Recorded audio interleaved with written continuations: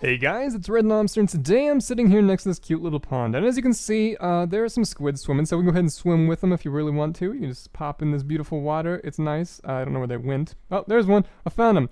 But there is something about this water that I'm not telling you. Basically, if we hit this button right here, we then reveal something and completely get rid of the water.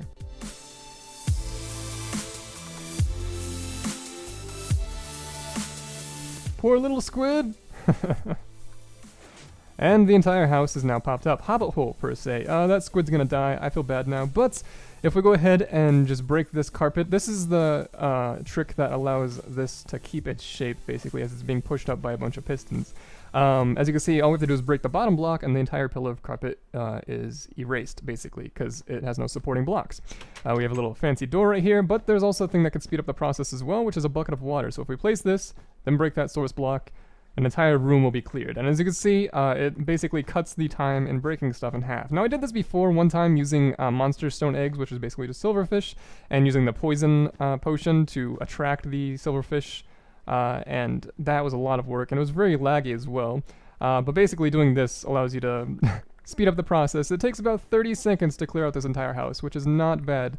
It can be completely expandable across the length and width axis, of course, but if we go ahead and get some torches, we can light this place up and actually see it a little bit better. Boosh. One more. Boosh. Beautiful. But as we walk out to the beautiful sunset, this is what it looks like. It's very integrated with the terrain, in my opinion. I think it turned out very well. For a piston house, I've never seen anything that has this type of shape, in my opinion, or a self-building house, per se. But, you know, it has a fancy little door. We come in. The interior is beautiful, in my opinion. Hello, carpet everywhere. There's about 4 stacks of carpet on the ground, so... Oh, and in my hand, I suppose. But the interior is beautiful, in my opinion. There's fancy wall, ceiling, and floor decoration. We have a little seat over here where we could sit if we really want to. Bookshelves, because, of course, hobbits like to read and write. If we look inside of this chest, of course, we have a smoking pipe, because that's what hobbits do. Full suit of armor except for boots, because, obviously, hobbits don't wear shoes. Mushrooms for mysterious reasons. And, of course, the Eye of Sauron, which is for some reason in the Hobbit's chest. Now we also have this room, which I think is a very good transition in my opinion. It has a nice circle-y Hobbit hole type entrance in my opinion. We have a sink in here. We have a little crafting table. We can craft some bread or whatever Hobbits like to craft, I suppose, and a little apron if we're making food or something like that. Put it on.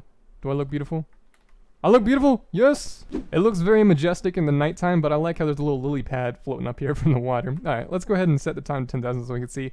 I'm not going to show the redstone in this map, I'm just going to show what it looks like, of course, but I'm not going to explain in this map. Basically, it looks like this. Just layers upon layers of bud switches, and then a stream of water that activates everything. There's no buses or anything that gets to anything. Basically, there's just one dispenser that's attached to the button, and that button then shoots a water stream down to activate all the bud switches.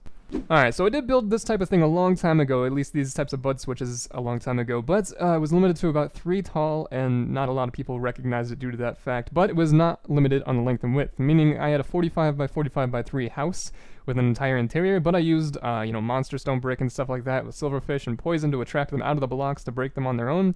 But this way, using this type of method, where basically the water activates these bud switches from top to bottom, meaning every time this bud switch goes off, and then once this one goes off, so does that one again, because it pushes it back into the budded position, and then this water then activates it. So basically, this is a palatable 3x3 or 3 tall triple piston extender. Yes, okay, there we go.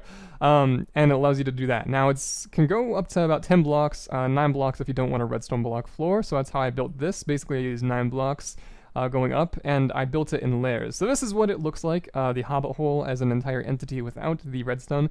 Basically it's filled in with carpet, and that carpet then allows it to keep its shape as it's pushed up and filled with carpet instead of a different block because it's easiest to break. Now, as you can see, the shape of the bottom is basically the shape of the entire redstone because we have to push up the entire structure as a whole, not different segments differently. So this is what the redstone looks like for the most bottom layer, just one bud switch basically. We have over here with 3 layers, and this would mean that the entire house would be pushed up 3 blocks. Now I needed to be pushed up 9, that's why I have 9 layers over there. Now as you can see, I have glass right here. And basically, I just copied this layer 9 times, and, not without MC Edit or anything like that. I just used the clone command 9 times, and to do that, because if you tried to clone the budded versions to each other, they'd activate each other, because for some reason that would do that. But to fix that, all we have to do is fill it with glass, and then at the end, when it's all glassed up, we just fill those glass blocks only using the replace command with the redstone block. And of course, this is completely done, and you can do this in survival as well, just as easy. It just takes forever. But basically, now all these things are budded. So we have this little dirt container, and that is essentially just to contain the water. As you can see, the house is still inside of here, within the murky water of the shaders. So if we go ahead and then puts a little water bucket right there, it'll go down, activate all the bud switches, and the house will slowly appear. You can see the redstone at the bottom, and then the house appearing at the top, or the hobbit hole per se.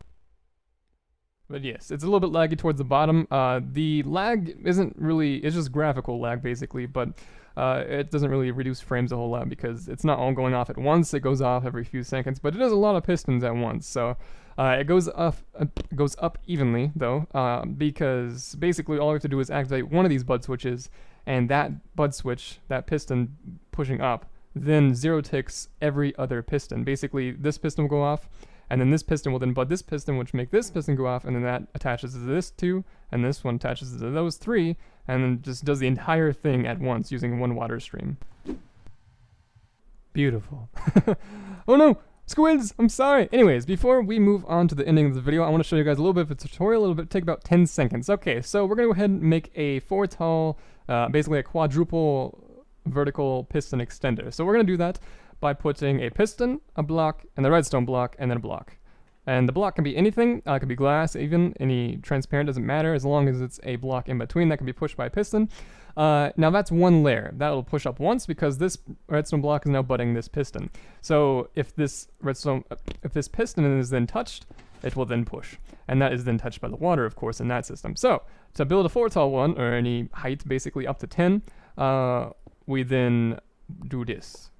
You just repeat the layer over and over, over and over, and you're done. 4 tall, that's all you gotta do. Now, to do your stuff up here, you basically have the block that will be pushed out of the ground last. So 1, 2, 3, 4 for how many pistons there are, and then at the top we can just fill it in like so.